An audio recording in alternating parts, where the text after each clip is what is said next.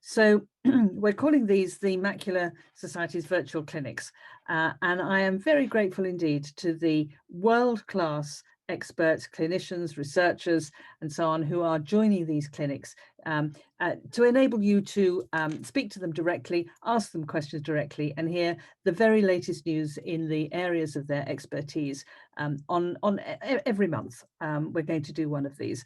And we started them obviously because of the coronavirus pandemic, and we couldn't therefore have face-to-face meetings with people. But now, of course, we realize that these are in and of themselves extremely valuable, and we will keep doing these even when the pandemic is behind us. So as I say, we'll be recording this evening's session. So if you have to leave for any reason, or you know of somebody else who would have enjoyed this but couldn't make it tonight, they will be able to see the whole session on our website from in a day or two's time, once we've got it sorted out. So you also at the end, you'll get some a request to provide us with some feedback, and that would be very useful because we want to make these as good as we can. So our guest tonight is Dr. Hannah Bartlett. Hannah is a reader in optometry at Aston University in Birmingham, where she works in their Research Centre for Healthy Aging. Hannah's had a very long-standing, very great interest in the effects of diet and dietary supplements in eye health, particularly in macular degeneration. And so Hannah is joining us tonight. Now, for some reason, sadly, could I just remind you, please, to turn your cameras off, if you wouldn't mind. If you can see yourself, your camera is on. So please turn your cameras off, if you wouldn't mind. Thank you very much indeed. I'm going to hand over to Hannah now. For some reason, Hannah's camera perversely has stopped working this evening. So you're not going to be able to see her, but you will be able to hear her. And she's going to have some slides that she's going to share with us as well as she talks. So Hannah, invisibly, I'm going to hand over to you. Hannah Bartlett, thank you very much indeed. Oh, thanks very much, Kathy. It's a real pleasure to be here this evening. Can you hear me okay? Yes, we can hear you perfectly. Thank you. Lovely. So I will share my screen. And okay, Kathy, are you able to see my slide now? Yep, we can. We can see it fine. Thank you. Lovely. Okay. So we'll make a start. So as Kathy mentioned just a moment ago, I've had a real interest in the role of nutrition for macular disease, specifically age-related macular degeneration, for a number of years now, a long time, and I have quite a long-standing relationship with the Macular Society as well. And so I always really enjoy the opportunity to come and talk to Macular Society members.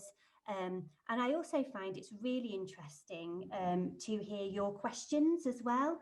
And sometimes those questions prompt a sort of another area of research or another research project that we wouldn't have thought of otherwise. So it's really, really helpful to get your questions and your feedback. And I know that Kathy will be looking at the questions in the chat as we go through, and I'll be very happy to answer those at the end of the presentation. So I'm going to go through, I haven't got that many slides, but I'm going to go through and talk first of all about what causes age-related macular degeneration, and also why we think that nutrition and nutritional supplements and certain foods are so important in age-related macular degeneration as well. So we probably all are familiar with the use of the term AMD for macular degeneration. So that's probably what I'll use now as we go through the talk, just to make it a little bit easier. So most of us are probably aware that macular degeneration or age-related macular degeneration is a degenerative condition. And that means that it's brought on by the wear and tear of tissues and cells at the back of the eye. And some of us will also be aware that there are other types of macular disease that can occur earlier on in life as well. But these tend to be hereditary conditions and are not caused by the same sort of processes that AMD is, and therefore are not, do not have the same sort of relationship with diet and food that AMD is thought to have as well. So why are we interested in nutrition when it comes to AMD? Well, the reason is a process called oxidation. So oxidation is a process that takes place in our bodies all of the time, even from, when we're very young. And when oxidation takes place, just through the natural course of day-to-day life, breathing and walking around and eating and everything, what happens within our bodies is that things called reactive oxygen species or free radicals develop. And these reactive oxygen species can cause damage to the cells and tissues within our bodies. They can also have some positive effect on our bodies as well. And the good news is that our bodies have certain defense mechanisms against oxidation. That means that the cells of our bodies can deal with these reactive oxygen species quite effectively.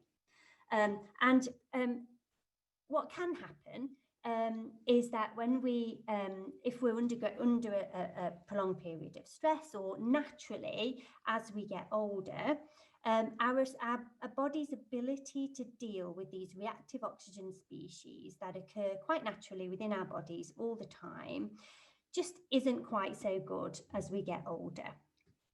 And you may be familiar with the term oxidative stress.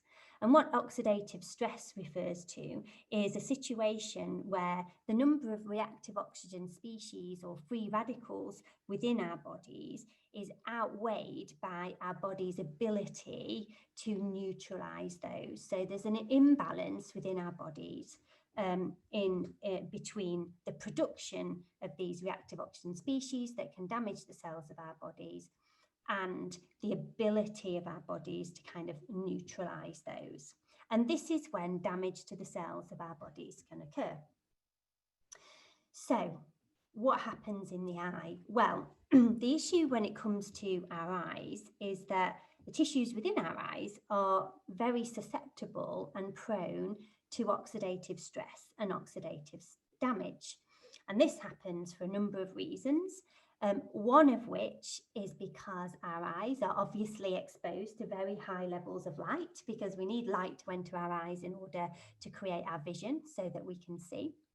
And the problem with that light is that certain wavelengths of light, so short wavelengths of light that tend to be the blue end of the spectrum, of the visible spectrum, contain lots and lots of energy. And these blue wavelengths of light that enter our eyes all day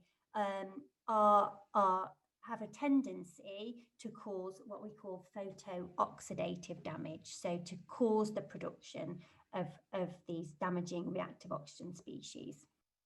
In addition to that, within the back of our eyes, within our retinas, there are lots of particular cells and particles called polyunsaturated fatty acids, and these are very prone to oxidative damage. And also, we probably shouldn't forget that, amazingly, the back of our eye, so the retina at the back of our eye, is one of the most highly active tissues in the whole body. So it's highly metabolically active. There are lots and lots of chemical reactions going on all the time that enable us to see. But the consequence of all of these chemical reactions is that there is a lot of production of reactive oxygen species, and therefore the potential for lots of oxidation. Now, at the back of our eyes, within our retinas, there are cells that are amazing at dealing with oxidative stress, okay? And these cells work really, really efficiently, but eventually, as we get older, these cells start to get a bit tired. They therefore then don't become so good at removing waste products from the retina, okay? So the fact that as we get older, there's more oxidative damage happening within the cells of our eyes, particularly our retina at the back of our eyes, means that the cells within our retinas that cope so well with getting rid of waste materials just don't function very well. And what that means then is that there's buildup of waste at the back of the eye.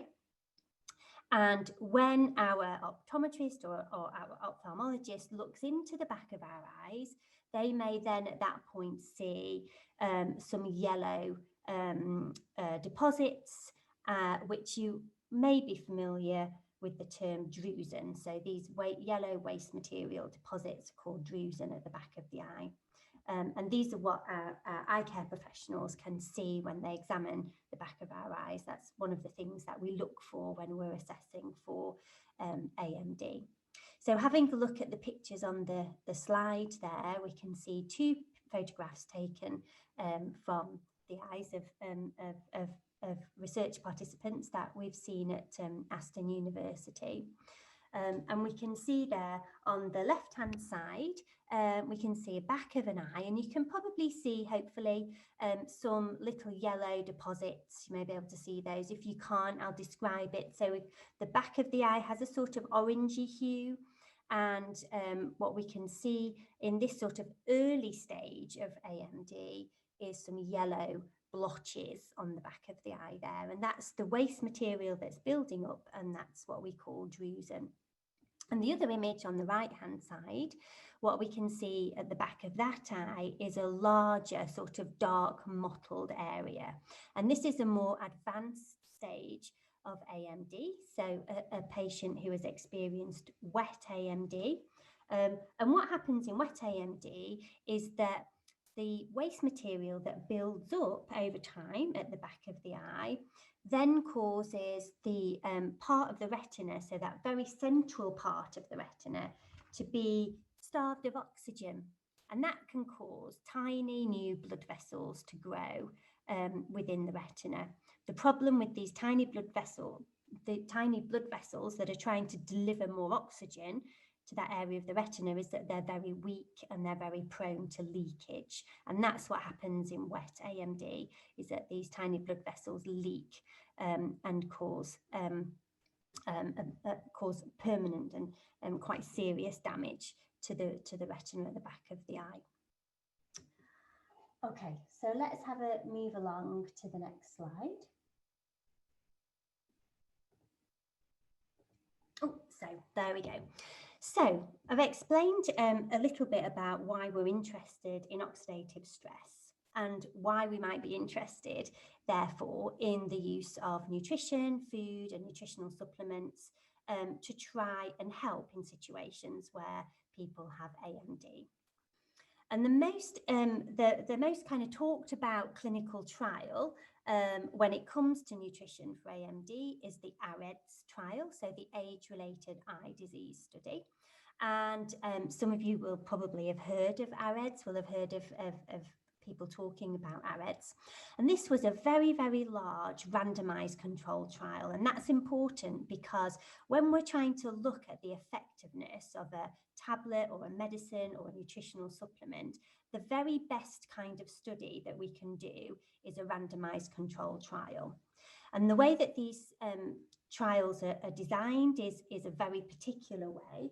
And that is that the participants that take place in the trial and the scientists that are running the trial won't know which of the participants is taking the nutritional supplement or the tablet or whatever is being investigated.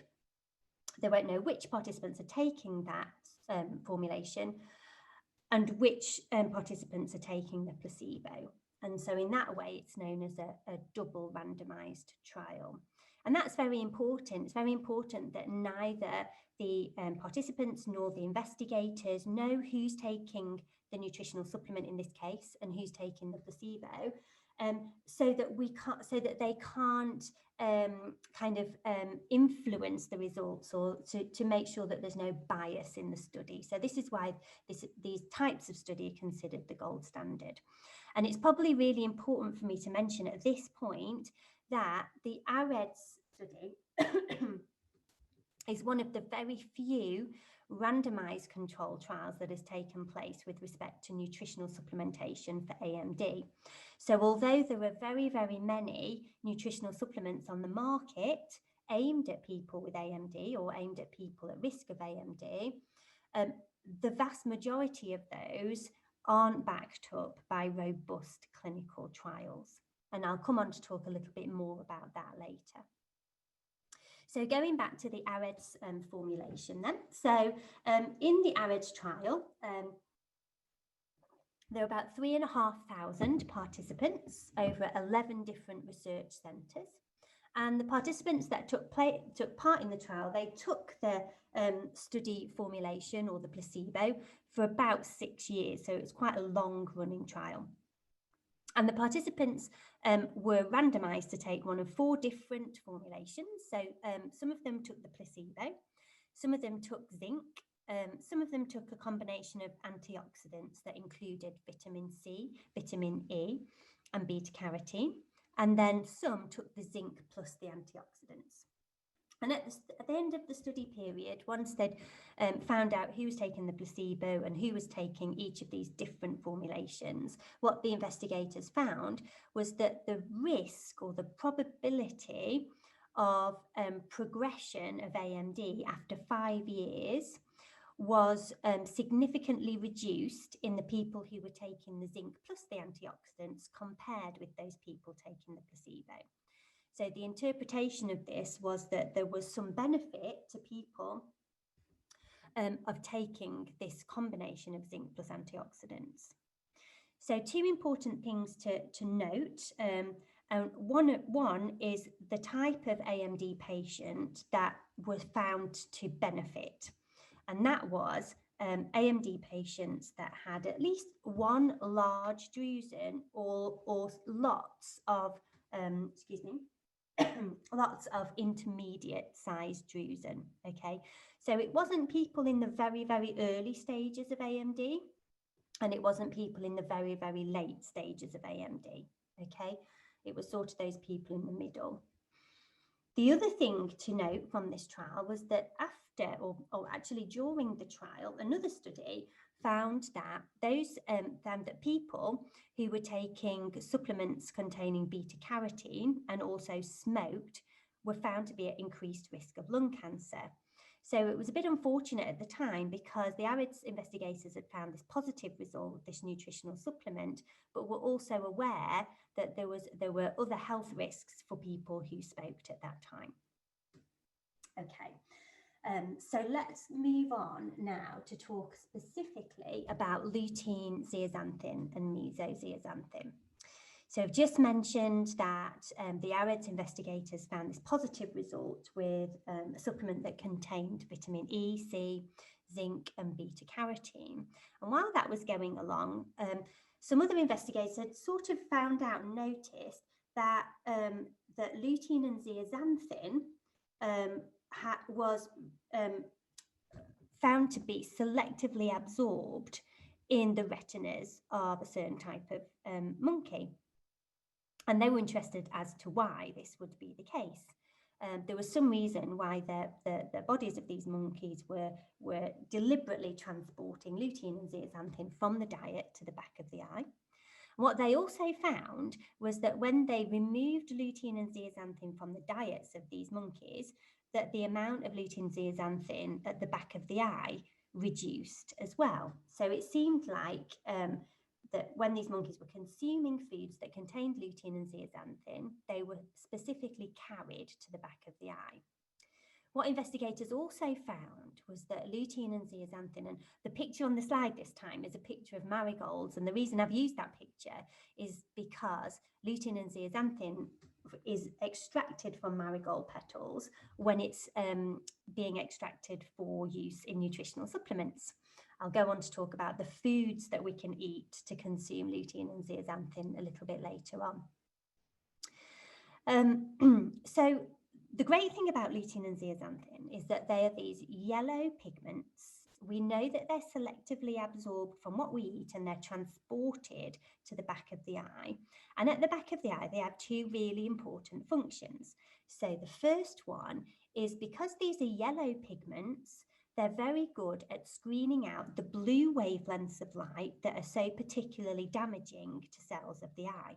Okay, so in other words, the lutein and zeaxanthin act like sunscreen effectively for the back of the eye. And that's a really important function. In addition to that, scientists found that lutein and zeaxanthin are also really good antioxidants. And they found that the lutein and zeaxanthin was being stored at the exact place in the retina where all of the chemical activity and chemical reactions is taking place. So in other words, the part of the retina that is most at risk from oxidative stress. Okay, so this really piqued people's interest in the fact that lutein and zeaxanthin might have an important role in protecting the retina, particularly the central retina or the macula, from oxidative stress, and therefore potentially preventing AMD, or preventing AMD from getting worse in people who already had it. Okay.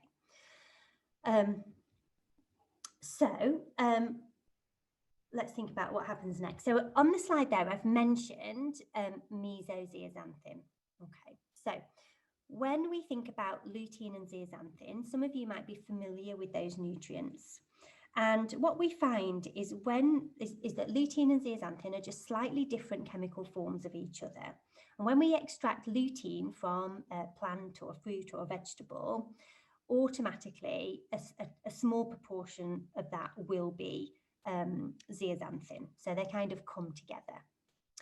Now, you may have heard about meso-zeaxanthin, and meso-zeaxanthin is found in certain nutritional supplements that are available on the market. And the reason why there has been some interest in meso-zeaxanthin is because at the very center of the retina, so the very central part of the macula, so we know that the middle of the retina is called the macula, and the very central part of the macula is called the fovea. And this is where we get our most detailed vision, okay? Because this is where the photoreceptors, or the light sensitive cells, are most tightly packed. So at that very central, very important area of the macula, there is a high proportion of this form of lutein called meso-zeaxanthin. And so at one time, there was quite a lot of interest in whether taking a meso-zeaxanthin supplement could benefit people with AMD. What scientists tend to have concluded over the time is that actually at that very central part of the macula, lutein is converted by the body to meso-zeaxanthin. So in other words, it probably isn't necessary to specifically take a supplement that contains meso-zeaxanthin. And in fact, studies that have looked at supplementing with lutein and zeaxanthin compared with supplementing with meso-zeaxanthin haven't really found a big difference in the amount of these pigments that are found at the back of the eye. Some of you may be familiar with the term macular pigment, and macular pigment is the name that we give to all of the lutein, zeaxanthin and meso-zeaxanthin combined at the back of the eye in the macular area of the retina. Okay, so hopefully that makes sense.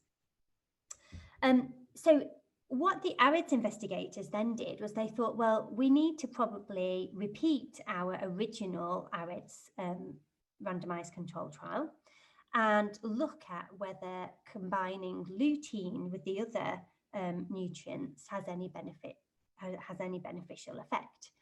And what they did was they kind of, it was quite a complicated study design, and the investigators kind of experimented with replacing beta carotene. Remember, beta carotene was linked with a higher risk of lung cancer in smokers. So they looked at kind of taking out the beta carotene and putting the lutein in.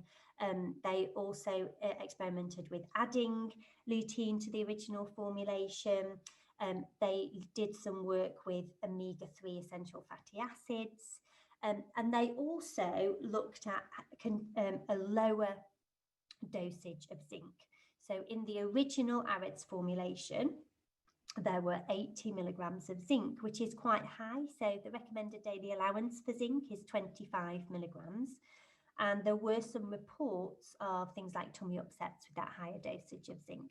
So they wanted to see whether having a lower amount of zinc in the original formulation was helpful. So what they found was that there was overall no benefit of adding lutein and zeaxanthin or omega-3 to the original formulation, but they did find that the formulation was even more effective when beta carotene was replaced with lutein and zeaxanthin. And they also found that there were particularly beneficial effects for those who didn't have very much lutein and zeaxanthin in their diets. So there were a couple of positives that were taken from that. Okay, so moving on then. So one of the questions that I get asked quite a lot is about what kind of foods are important. Before we move on to that, it's probably just important to recap the situation when it comes to nutritional supplements. So there are a couple of things just to say. The first, as I've mentioned really, is that the AREDS formulations are really the only nutritional supplements that have robust clinical evidence behind them. The other important thing to mention is that some of the ingredients of nutritional supplements can interact with prescribed medication that patients might be taking.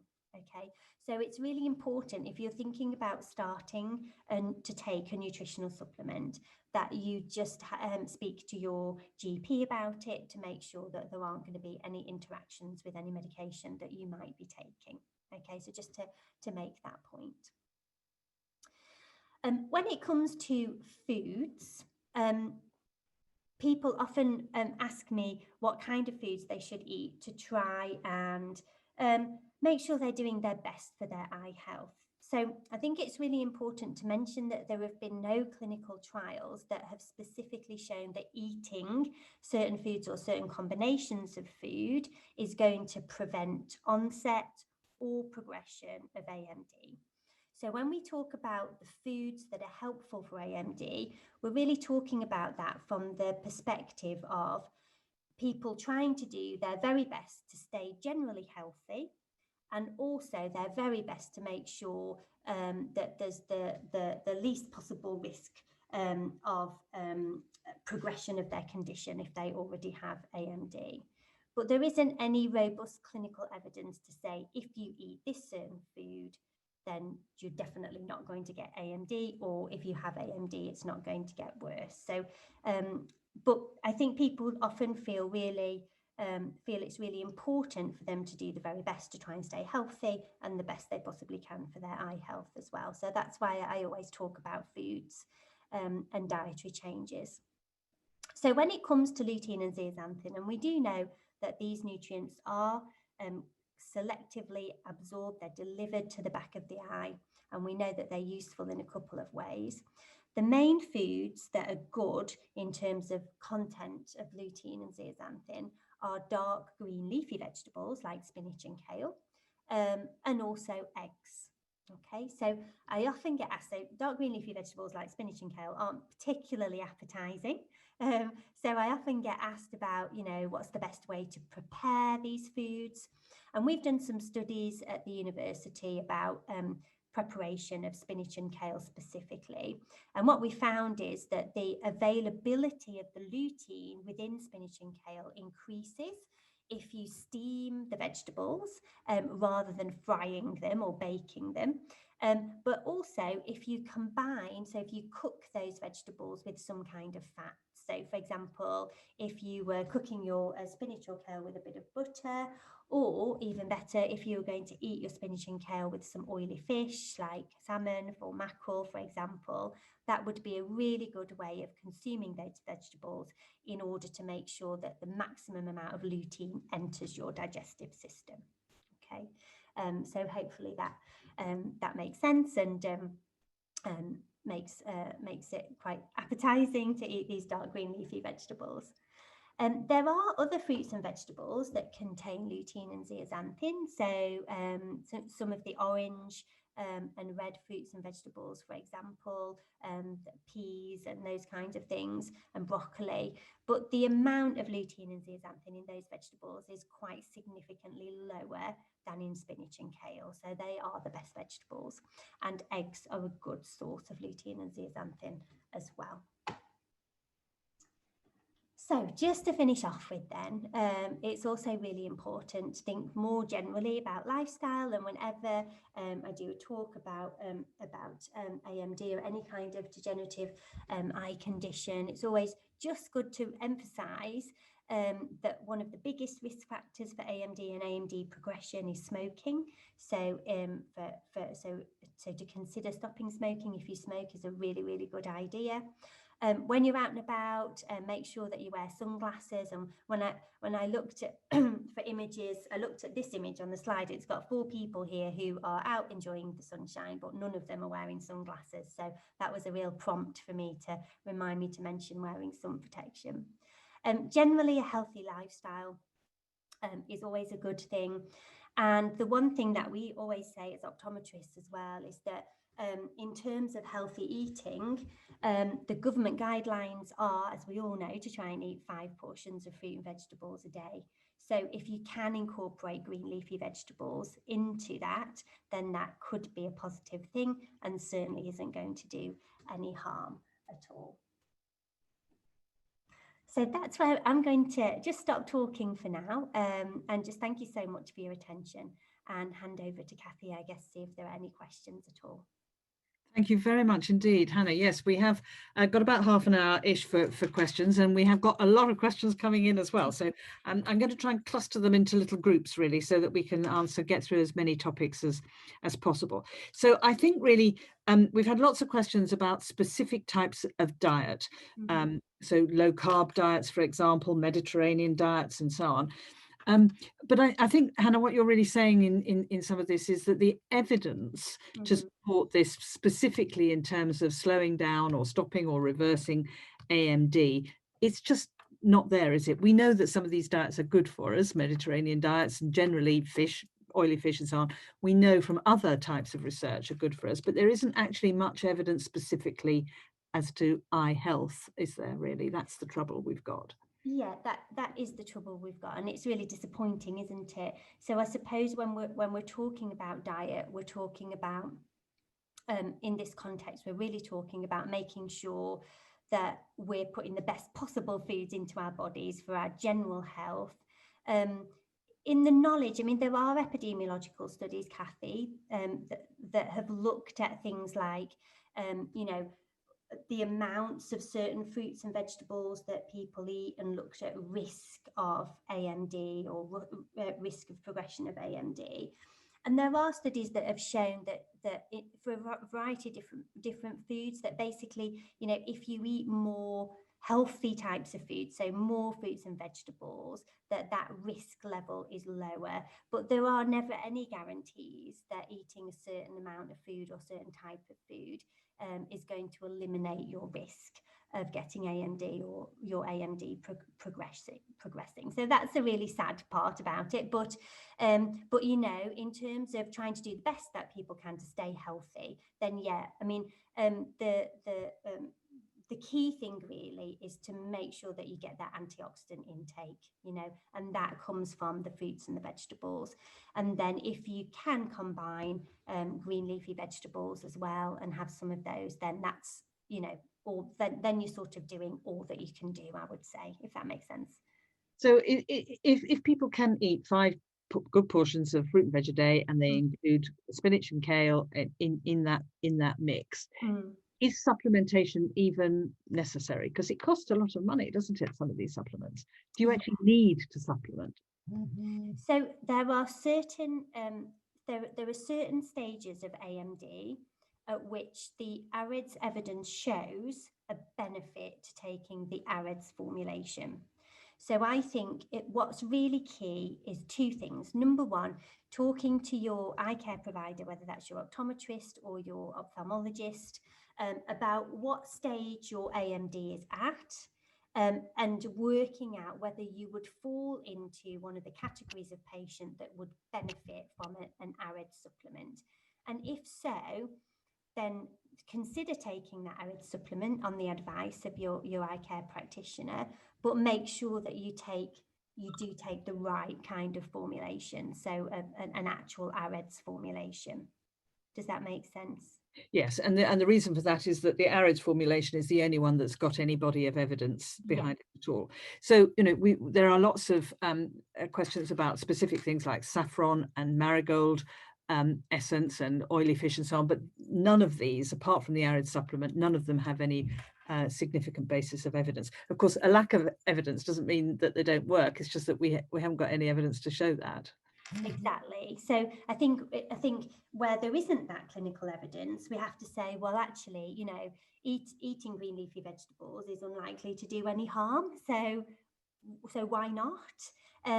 But the problem, I think, and Kathy, you and I have spoken about this before. I think the problem when it comes to supplements is that they can be really expensive. And if we don't know that there's a benefit, there are lots of supplements out there that don't have robust clinical trials behind them. If we don't know that there's any benefit, then yeah, you just wonder whether there's worth spending a lot of money on them. Yes, and it's very difficult as professionals, eye care professionals, to recommend things to people that don't have any evidence, isn't it? That's not considered a particularly ethical thing to do, is it really? Yeah.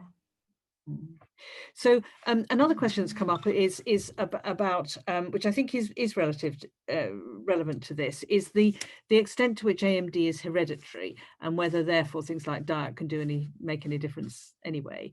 And there are hereditary genetic aspects, aren't there, to AMD?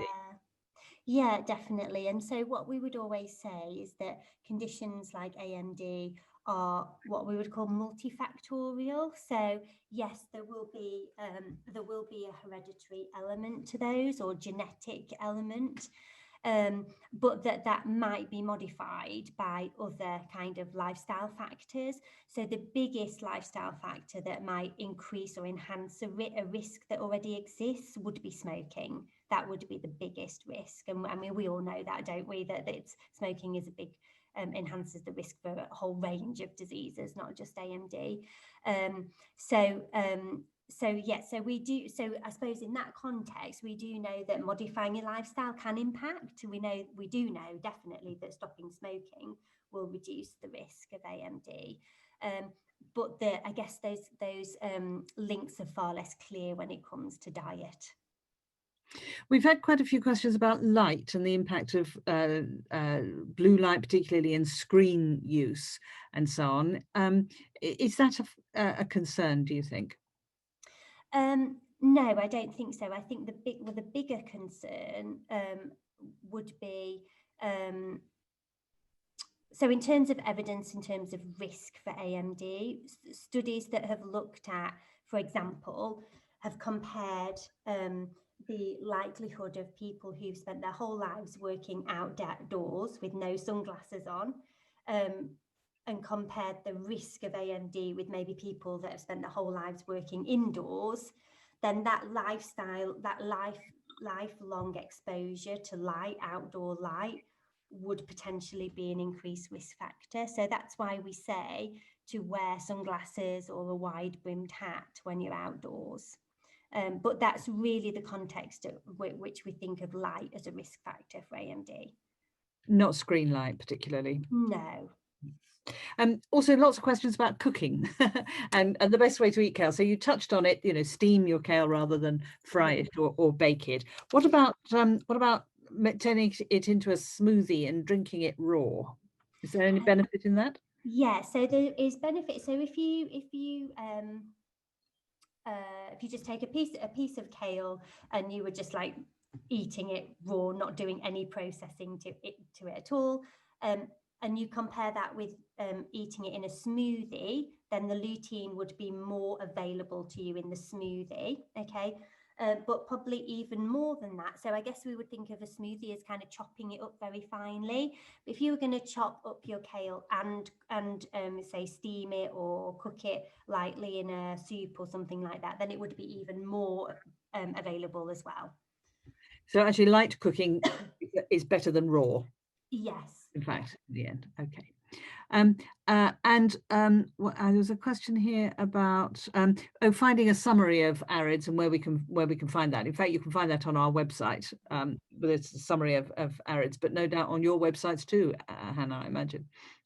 Yeah, but I know there's a lot of information out there online. Yeah. So somebody suggests here that you can freeze kale and then crumble it up and put it in soup. Is that a good idea? Have you tried that? Yes, yeah, that's a good idea. Yeah. So, in the absence, and point is made by lots of people on the call this evening, if there is such a dearth of good quality evidence, what can we do about that? Why is that, first of all? Could we lobby? What could we do to ensure that there is more research done in these areas? I mean, I think part of the problem is just the cost of some of these studies. AREDS was a very expensive and very long study, wasn't it, I think? Yeah, exactly. So there is a big, there's a huge, a huge cost to running proper clinical trials. And I suppose when it comes to nutritional supplements, they're not regulated in the same way that medicines are. So nutritional supplements are regulated more like foods than medicines. And so I suppose what that means in reality is that these supplements can be sold without those heavy duty kind of clinical trials behind them, if that makes sense. One other thing is around conditions that are not AMD. So we've got quite a few people on the call who've got other conditions, macular conditions, retinal vein occlusion, for example, myopic maculopathy. So this is macular disease, which is a result of short-sightedness, severe short-sightedness. Is any of this dietary advice of benefit to people who are not AMD patients? For the most part, there are no, I think often people are looking for specific advice about specific nutrients with respect to different diseases. So I suppose the only thing to mention is that there is some advice about Stargardt's disease, isn't there, and not having too much vitamin A. So I think probably anyone who's got Stargardt's on the call is probably aware of that, and I'm sure you have advice on that, Kathy. But that really comes down to making sure you don't eat a lot of foods that contain high levels of vitamin A, such as kind of liver and those kind of things. But apart from that, so you mentioned retinal vein occlusion. There's no specific evidence that taking certain supplements would prevent that. However, anything that has a vascular element to it, so for example, a retinal vein occlusion might have a vascular element in terms of the fact that I guess anything that you do related to your lifestyle that reduces your risk of cardiovascular disease will also reduce your risk of those kind of vascular eye problems. So that's probably just worth bearing in mind, and kind of comes back around to the healthy lifestyle kind of conversation. Yeah, so some people have raised the question about blood pressure, hypertension, weight, being overweight, and so on. They are risk factors, aren't they, for AMD? Yes, yes, they are. I mean, and that's why we talk about lifestyle, I guess, is because if you can keep all your blood vessels healthy and functioning really, really well, so that they can take waste materials out of the retina and they can deliver oxygen to the retina, then there's less chance of that kind of serious damage to those cells. And that's the same, all around the body, isn't it? As well as in the eye. Just to jump back to the question of light again, if I may, a couple of other questions connected to this. So somebody has asked about the light from light boxes used for SADS, which is the seasonal affective disorder, isn't it? And somebody else has asked about sunbeds, the use of sunbeds, if either of those are risk factors. Well, I guess with the sun, it's UV light, isn't it, with the sunbed? So I know that you would have to wear goggles on a sunbed, wouldn't you, to screen that out? So, I mean, that would be very important for lots of reasons to protect your eyes, not just from AMD. So yeah, if you're using I mean, I guess there are all kinds of risks to using sunbeds, aren't there? So, I mean, to always follow advice when using a sunbed, and definitely use the goggles that are provided. And the other one was, the light boxes for SAD. I don't think there's any evidence to suggest that they would be harmful. I don't know exactly the kind of spectral intensity of the light that comes out of those, but I mean, I think if you're sensible and you're not sat staring at it, I think you're probably quite safe to use it. I'm not aware of any risk, and I don't think that they would be so widely available if there was a risk. Going back again then back to diet. So question about hydration. This is important. Please discuss the role of good hydration. And somebody else very shortly afterwards asks, how important is alcohol?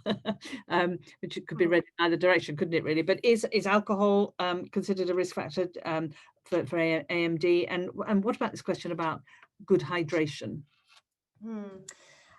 There certainly haven't been, it's a really good question actually. I haven't looked into hydration for some time. There's certainly no robust clinical evidence. I might have to just get back to you on that one, Kathy, if that's all right, and I'll just look up the latest on that one, if that's okay. With regards to alcohol, you know, obviously excessive alcohol consumption is linked with a whole range of degenerative diseases. Over the years, there have been kind of question marks about whether, you know, having one glass of wine a day or a week or whatever might be helpful. There has been that conversation about resveratrol, which is an element of red wine, and that can have some antioxidant effects. I personally, I wouldn't advocate the use of alcohol to try and reduce risk. It's a bit counterintuitive to me, to be honest. I don't think moderate alcohol intake is going to do any desperate harm, but certainly would avoid excessive alcohol intake. Here's a phrase I've never heard before, so you may not have either, but a question about lymphatic drag. The question is there lymphatic drag in the retina? Oh, that's a good question. I don't know. I can find out though. Well, I don't even know what lymphatic drag is, I have to admit. No, maybe I can get back to you on that one as well. Very interesting question, but we'll have to come back to you on that, I'm afraid. We don't know the answer. We don't know the answer to that one. So just going back then again to the AREDS supplements, these are available. I mean, there are hundreds and hundreds and hundreds, aren't there, of different types of supplements manufactured, and a lot of them seem to have the basis of AREDS, but then they stick in a lot of other stuff as well, don't they? You'll find either the meso zeaxanthin or the fish oil or all kinds of things. But are AREDS just the pure AREDS formula can be bought, can it? It's available just as the AREDS formula. Yes, yes. Originally it was a Bausch and Lomb product. It's Bausch and Lomb, one of the people that funded the original AREDS trial. I can certainly, because there are so many on the market, aren't there? So I could perhaps send over, Kathy, an example of what would be an actual AREDS formulation so that you can distribute that. Would that be helpful? I think it's on our website. You will be able to look up the actual AREDS formula on our website. But yes, we'll make sure that it's there definitely, so that people can compare what they're buying. And the other thing is, of course, the supplement prices are very widely differing, aren't they? You can find some, and I suppose the other thing is, if you buy a cheap supplement, is that going to be as good as an expensive supplement? Gosh, it just depends what's in it, Kathy. I think it's the same thing. If it's I mean, I guess because they're not regulated in any particular way, it's difficult to know. Their supplements aren't regulated in terms of, you know, what particular kind of what particular form of vitamin E is used or not used. Do you see what I mean? So it's difficult to answer that question. I think the most important thing to do is to make sure that the constituents of the supplement match the AREDS formulation. Yeah. So another question is coming. Oh, sorry. So it's actually the questioner was asking about lymphatic drainage. Oh, whether that.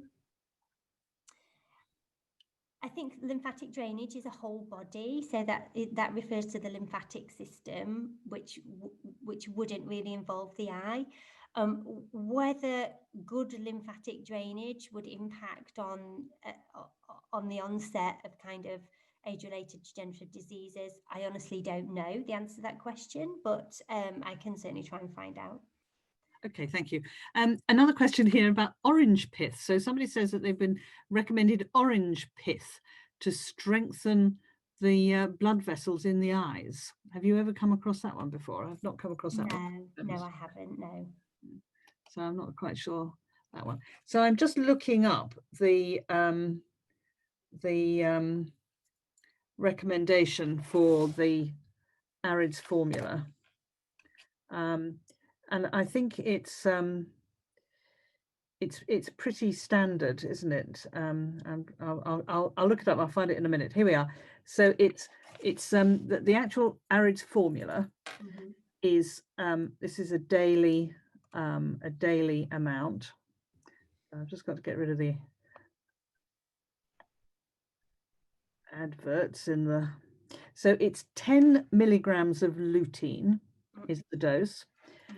2 milligrams of zeaxanthin. Yeah. 500 milligrams of vitamin C.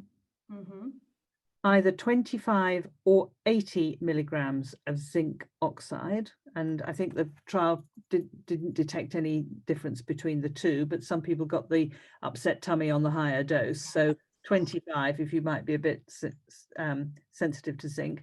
2 milligrams of cupric oxide. Yep. And hold on a minute, it's just disappeared. And 400 international units of vitamin E. So that is the bona fide AREDS supplement. And anything other than that is kind of fingers crossed and we hope for the best, isn't it, really? Yeah, and I suppose the other supplements might be of interest to people who perhaps have a family history of macular degeneration, for example, but aren't showing signs. So there's no evidence, again, for people who might be at risk of macular degeneration, but aren't exhibiting any signs at all. But I suppose if you were somebody and you were thinking, you were perhaps a younger person and you were thinking, right, I want to do everything that I can to reduce my risk of onset, then you might be thinking about eating green leafy vegetables and those kinds of things. But maybe one of the supplements that just contains lutein might be appropriate in that case if you didn't want to eat green leafy vegetables. Do you see what I mean?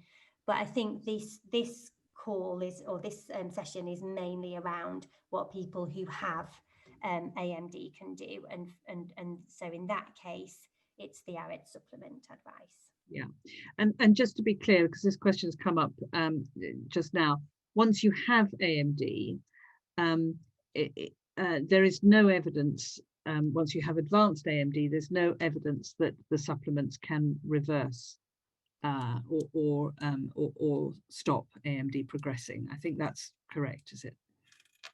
Are we talking about once we get to the wet stage of AMD, Kathy? Or advanced AMD, either advanced dry or advanced wet.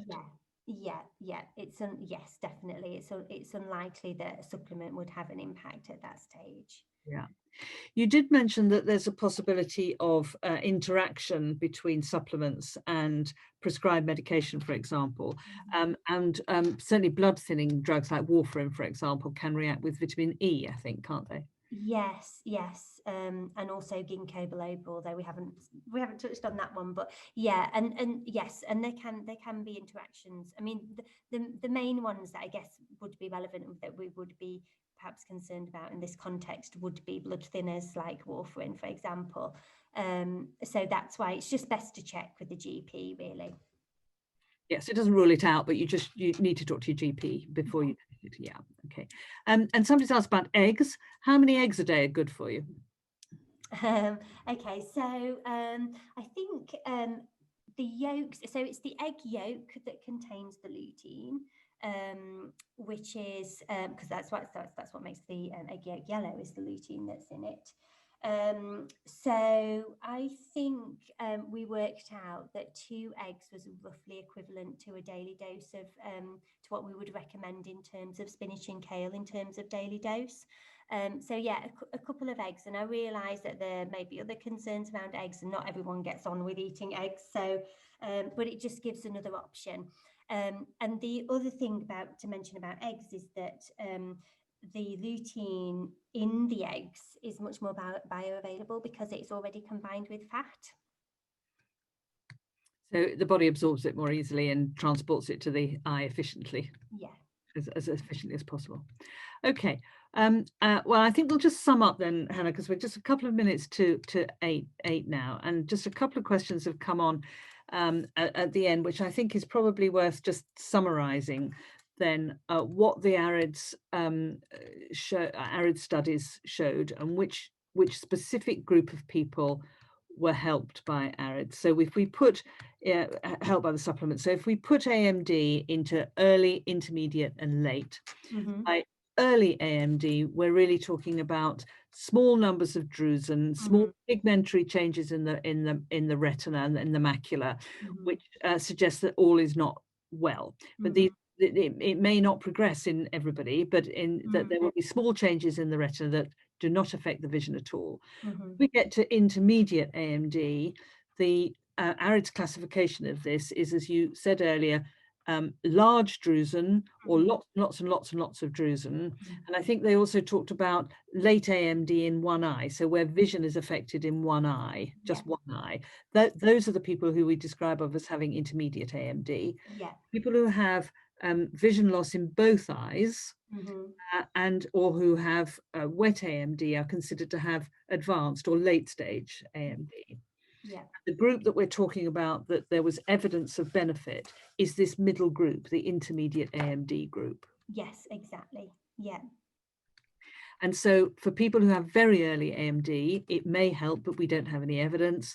And for people who have very late stage AMD, we just don't know. Nobody has looked at those patients to find out. Is that right? I think that's right. Yeah. And I think it would be unlikely to help at that stage.